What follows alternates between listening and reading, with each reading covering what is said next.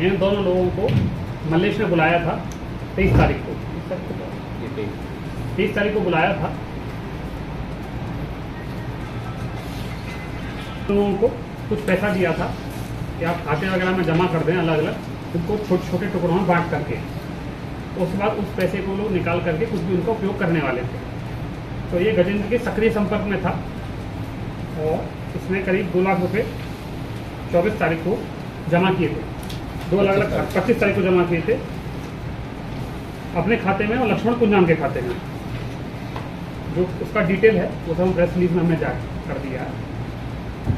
इसी के तहत से जब हमें सूचना मिली तो हम लोगों ने एमसीपी लगा करके पकड़ा। तो दोनों लोग मोटरसाइकिल पर सवार थे, जहाँ पर हमें सीजर में ये रकम मिली और साथ साथ का कुछ माओवादी पर्चे पैम्पलेट भी हमें।